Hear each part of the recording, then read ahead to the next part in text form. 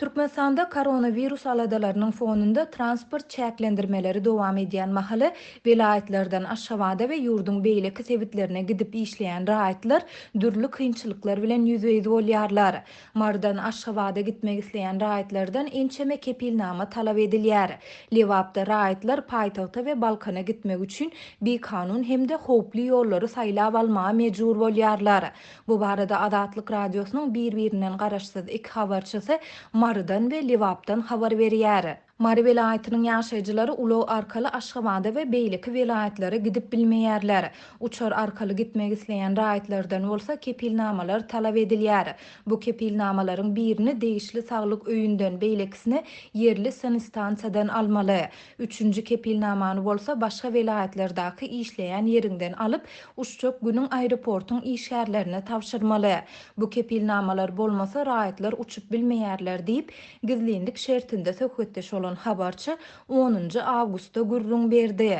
Türkmen häkimetleri ýurtda hiç bir COVID-19 näsagynyň resmi hasaba alınmandygyny aýdýan bolsa-da, iýun aýynyň ahirinden başlap ençeme çäklendirmeleri girizdi. Şol sanda welaýatlaryň arasyndaky ulaw gatnawyny çäklendirdi. Habarçy ýurduň beýleki sebitlerine gitmek üçin talap edilýän kepilnamalaryň 3 günlük güýjüniň bardygyny aýdyp, raýatlaryň olaryň ählisini bu wagt möhletiniň dowamında alıp yetişmeýändigini belleýär. Ençeme adamyň işleýän ýeri Aşgabada bolan sebäpli olar iş ýerlerinden kepilnamany alyp bilmeýärler. Adamlar beýleki kepilnamalary welaýatda alyp bilersi ýöne iş ýerimizden nädip almaly. İş ýerimiz Aşgabada. Ol ýere gidip bilsek size ýalbaryp durardykmy? Kepilnamany poçta arkaly iýerseler 3 günne gelip yetişmez diýip aýdýarlar. Aeroportyň kasasyndaky işgärler ýaşuly bize gelen buyruk şunuň ýaly diýip jogap berýärler diýip kepilnamalary almakda kynçylyk çekýän marlylaryň ençemesi bilen söhbetdeş olan habarçy aýtdy. Üstesine de raýatlar saglyk kepilnamasyny almak üçin welaýatyň saglyk öýleriniň öňünde de uly nowatlary durmaly bolýarlar. Habarçy bu ýerde her gün onlarça adamyň nowata durýandygyny aýdýar. Marda raýatlar talap edilýän bu kepilnamalary öz wagtynda alyp bilmeýän mahaly Lebaplylar Aşgabada we Balkana gitmek üçin bikanun hemde howply ýollary saýlap almaly bolýarlar.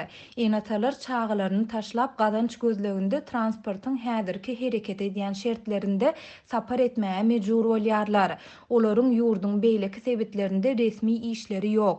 Olar Türkmenistanda Aşgabada aralygyndaky otlullaryň ýapyk ýük daşaýan wagonlarynda paýtagta gidýärler. Olar bu gatnaw üçin maşiniste 1000 manat töleýärler. Käbir adamlar konteynerleri daşaýan ulaglarda gidip ömrüni howpasyna goýarlar. Olar munyň üçin 800 manat töleýärler.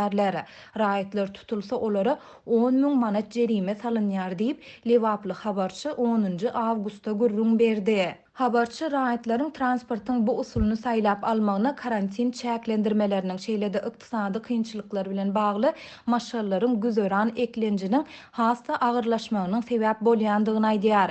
Welaýatda bir karantin düzgünleri girdilen bolsa-da işsiz galan maşallara döwlet tarapyndan ne maddi ne de adyk kömegi berilýär.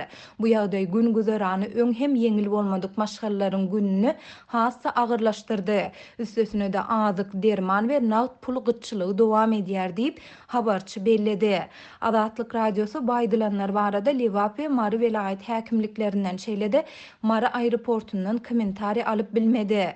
Ýöne bu maglumatlar koronavirus pandemiýasynyň fonunda ýurtda işgärleriň sanynyň azaldylýandygy ýa-da işinden boşadylýandygy şeýlede töleksiz ruhsada iýerilýändygi barada habarlaryň ýygynyna gabat geldi.